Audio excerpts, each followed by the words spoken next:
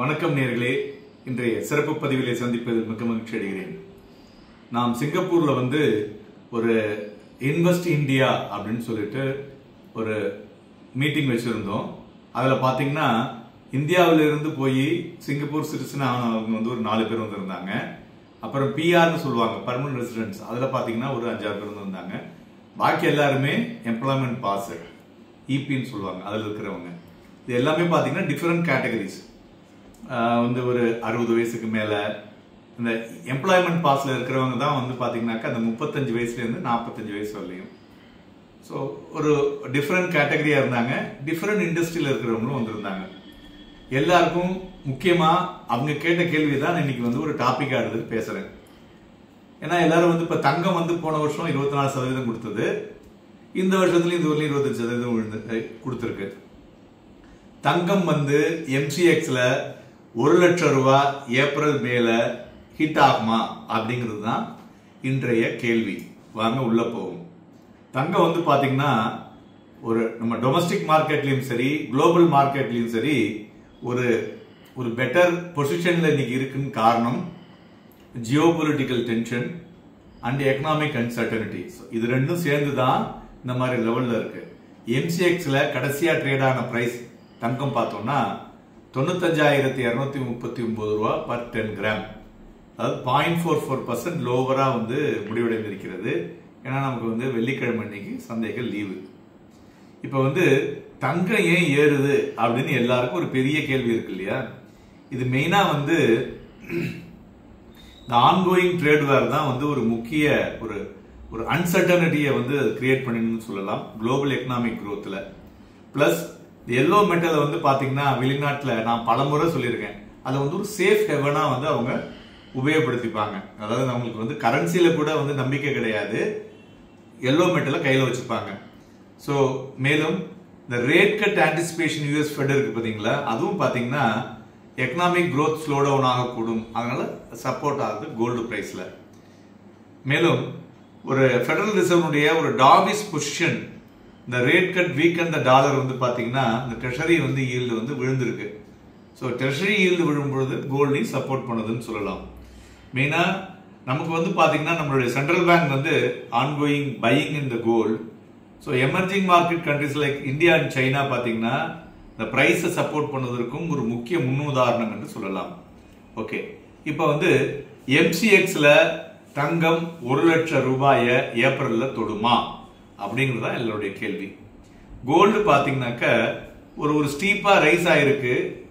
அதனால இந்த yellow metal 1 லட்சம் பர் 10 கிராம் அதை ஏப்ரல் 2025ல தொடக்கூடிய வாய்ப்புகளும் இருக்கு என்று சொல்லலாம். ஆனால்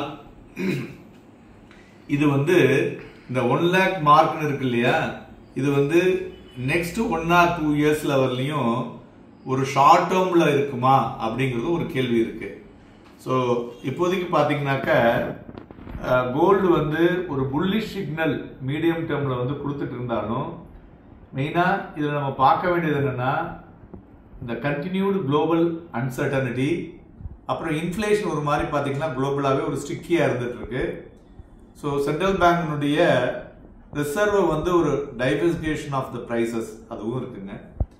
பட் கோல்டுல ஒரு ஃப்ரெஷ் ட்ரிகர் வரக்கூடிய வாய்ப்புகள் இருக்கக்கூடும் என்றும் எதிர்பார்க்கப்படுகிறது.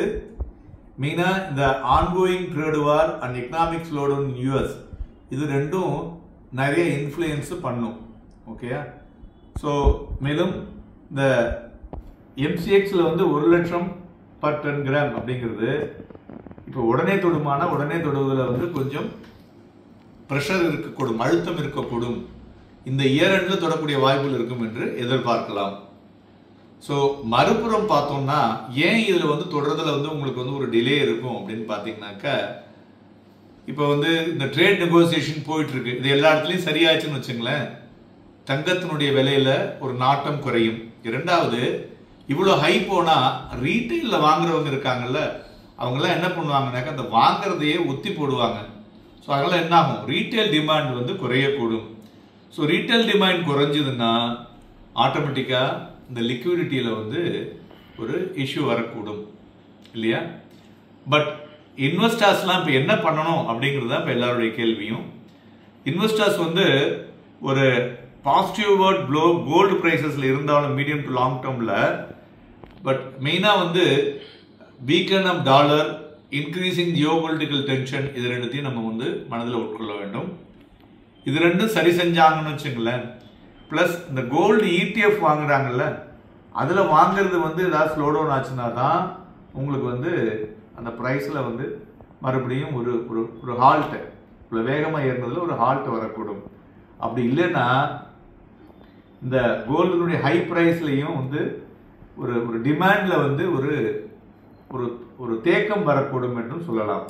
ஸோ அதனால இந்த லெவலில் நம்ம வந்து இன்வெஸ்டருக்கு சொல்வது என்னவென்றால் 30 to 40% நீங்கள் வந்து உங்களுடைய ப்ராஃபிட்டை அதுலேருந்து அவுட் பண்ணி வெளில எடுப்பது நல்லது. ஏன்னா நியர் டேர்மில் கோல்டில் கரெக்ஷன்ஸ் வரக்கூடிய வாய்ப்புகளும் இருக்கிறது. ஸோ கரெக்ஷன்ஸ் எதனால் வரும் அப்படிங்கிறதையும் உங்களுக்கு சொல்லியாச்சு. So the structural case for gold remains பார்த்தீங்கன்னா இன்டாக்டாக இருக்குது.